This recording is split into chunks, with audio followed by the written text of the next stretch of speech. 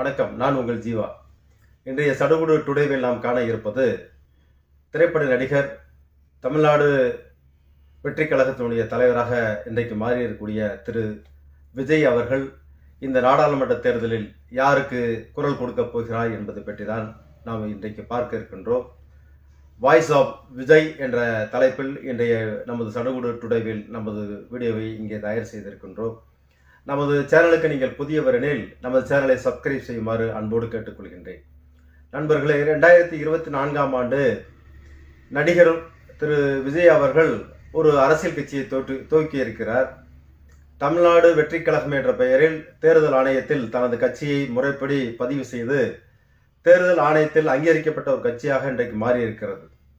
அவர் அறிவிக்கின்ற போது 2026 சட்டமன்ற தேர்தலில் தான் நான் தமிழக சட்டமன்ற தேர்தலில் தான் போட்டியிடப் போகின்றேன்.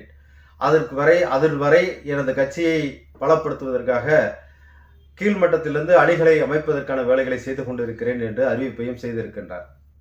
ஆனால் இன்றைக்கு நாடாளுமன்ற தேர்தல் என்பது நடக்க இருக்கிறது. வருகின்ற 19ஆம் தேதி தமிழ்நாடு, புதுச்சேரி உள்ளிட்ட 2 மாநிலத்திலும் 40 தொகுதிகளில் இன்றைக்கு தேர்தல் என்பது நாடாளுமன்ற மக்களவை தேர்தல் என்பது நடக்க இருக்கின்றது. திரு விஜய் அவர்களிடம் ஏறக்குறைய 1 கோடிக்கு மேற்பட்ட ரசிகர்கள் பட்டாளம் என்பது இருப்பதாக ஒரு கணக்கு என்பது சொல்லப்பட்டிருக்கிறது. அவர் மக்கள் இயக்கமாக அந்த ரசிகர் மன்றத்தை வைத்து மக்களுக்காக பல்வேறு செயல்பாடுகளை செய்து கொண்டிருந்த காலங்கள்லாம் மாறி இன்றைக்கு ஒரு அரசியல் கட்சியாக அது அமைக்கப்பட்டிருக்கிறது. அரசியல் கட்சியாக துவங்கப்பட்ட பின்பு இன்றைக்கு உறுப்பினர் சேர்க்கை என்பது ஆன்லைனில் சேர்க்கப்பட்ட சேர்க்கை உறுப்பினர் எண்ணிக்கை கிட்டத்தட்ட 1 கோடி உறுப்பினர்களை அவர்கள் கொண்டு வந்திருக்கிறார்கள்.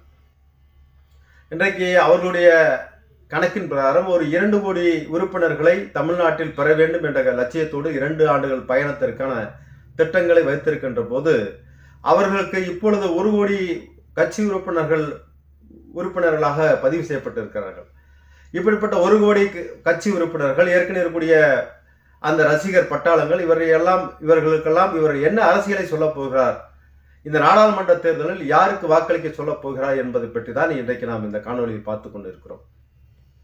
இன்றைக்கு இருக்கக்கூடிய அரசியல் சூழ்நிலையில் அவர் இந்த அரசியலை விட்டு தவிர்க்க முடியாது. அரசியல் கட்சி என்பது துவக்கம் என்பது துவக்கப்பட்டு விட்டது. அவர் இந்த அரசியலிருந்து யாருக்கும் ஓட்டு அளிக்காதீர்கள் என்று சொல்லிவிட்டுட்டு நோட்டாவுக்கு நீங்கள் ஓட்டளியுங்கள் என்று கூட சொல்ல முடியாது. ஏனென்று சொன்னால் இது ஜனநாயக கடமை. இந்த ஜனநாயக கடமையை ஆற்றுவதற்கு விஜய் என்ன முயற்சி எடுத்திருக்கிறார், அதற்கு பின்னால் என்னென்ன வேலைகள் நடந்து கொண்டு இருக்கிறது என்பதை பற்றி தான் நாம் பார்க்க இருக்கின்றோம். இப்போ விஜயனுடைய சில விஷயங்களை அவருடைய நண்பர்கள் மூலமாக தெரிந்து கொண்ட அளவிற்கு அவர் இந்த தேர்தலில் வாய்ஸ் என்பது பொதுவாக இருக்க வேண்டும், தனிப்பட்ட ஒரு அணிக்காக எந்த ஒரு அணிக்காக இருக்கக்கூடாது என்ற கணக்கீடில் அவர் இருப்பதாக சொல்லப்படுகிறது. இன்றைக்கு கேரளாவில் அவருடைய கடைசி படம் என்று சொல்லக்கூடிய இறுதி படம் என்று அரசியலுக்கு வருவதற்கு கடைசி படம் என்று சொல்லப்படுகிற GOAT கோட் என்றக்கூடிய அந்த படத்தினுடைய படப்பிடிப்பு என்பது கேரளாவில் நடக்கின்ற போது கேரளாவில் எவ்வளவு ரசிகர்கள் அவர்களை சூழ்ந்து அவரை வரவேற்கிறார்கள் என்பதை பற்றியெல்லாம் இன்றைக்கு அரசியல் கூட்டல் கழித்தல் கணக்கு என்பது பார்க்கப்படுகிறது.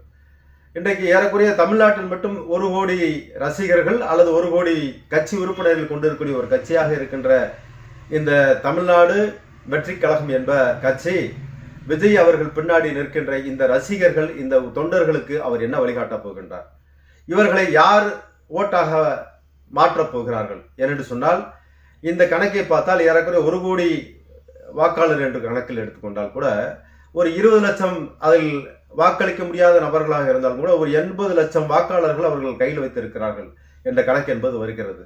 அந்த அடிப்படையிலே தமிழ்நாடு, புதுச்சேரி உள்ளிட்ட 40 தொகுதிகளில் நாடாளுமன்ற தொகுதிக்கு ஒரு தொகுதிக்கு 2 லட்சம் வாக்காளர்களை கையில் வைத்திருக்கக்கூடிய நபர்கள்.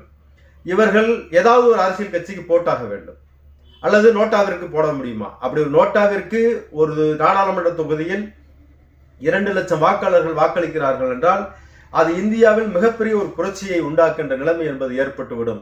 அப்படி ஒரு நிலைமை என்பது ஏற்பட போகுதா, அல்லது இவர்கள் யாருக்காகவாவது வாக்களிப்பதற்கு முடிவு செய்ய போகிறார்களா என்ற விவரங்களை நாம் சில விவரங்களை திரட்டிய போது கிடைத்த தகவல்கள் அடிப்படையில் இவரை அதாவது குறிப்பாக நடிகர் சூப்பர் ஸ்டாராக விளங்கி கொண்டிருக்கக்கூடிய விஜய் அவர்களை எப்படியாவது தன்னுடைய பக்கத்திற்கு கொண்டு வந்து விட வேண்டும் என்று பாரதிய ஜனதா கட்சி பெரும் முயற்சி எடுத்துக் கொண்டிருக்கிறது.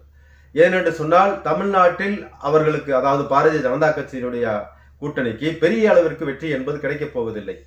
இங்கே 3வது இடத்திலிருந்து இப்போதைக்கு 3வது இடத்தில் இருக்கின்ற அணியாக இருக்கிறது.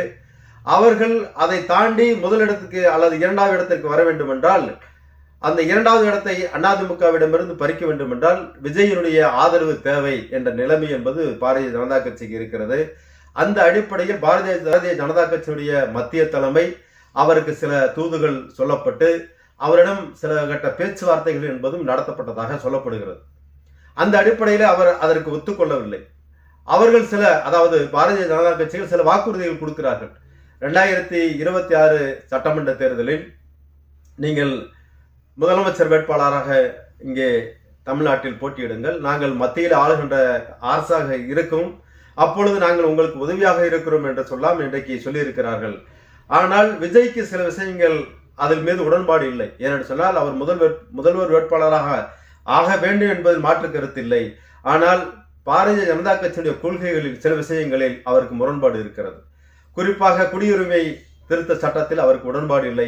அதை கட்சி துவங்கிய போதே அதை வெளிப்படையாக இன்றைக்கு அறிவித்திருக்கிறார். அதே போல சிறுபான்மையின மக்களுடைய வாக்குகளை இவர் கவர முடியாது என்ற கவலையும் அவருக்கு இருக்கிறது.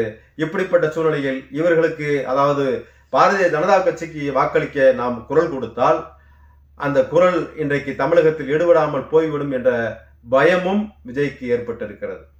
அதே போல அதிமுகவும் ஒரு வகையில் திரு எடப்பாடி அவர்களும் விஜயை எப்படியாவது நமது அணிக்கு வாய்ஸ் கொடுக்க வைக்க வேண்டும் என்ற முயற்சி என்பது எடுத்துக்கொண்டிருக்கிறார்கள். ஏனென்று சொன்னால் இன்றைக்கு 2வது இடத்தில் அதாவது தமிழ்நாட்டில் திமுக அணிக்கு அடுத்தபடியாக 2வது இடத்தில் இருக்கக்கூடிய அதிமுகவினுடைய அந்த எண்ணிக்கை வித்தியாசம் என்பது குறைந்து கொண்டே இருக்கிறது.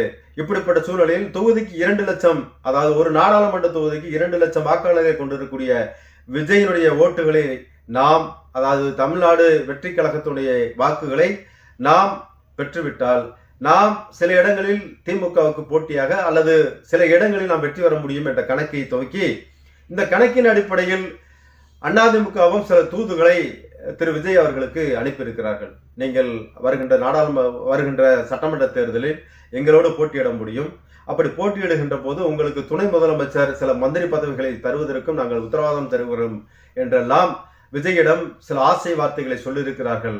ஆனால் அதற்கும் அவர் பிடி கொடுக்காமல் இன்றைக்கு தமிழ்நாட்டில் நாம் தனியாக வளர வேண்டும் என்ற நம்பிக்கையோடு யாருக்கும் நாங்கள் வாக்களிக்க போவதில்லை என்று ஒரு அறிவிப்பு என்பதை வெளியிட்டு இருக்கிறார். இன்னும் சில தினங்களே இருக்கிறது.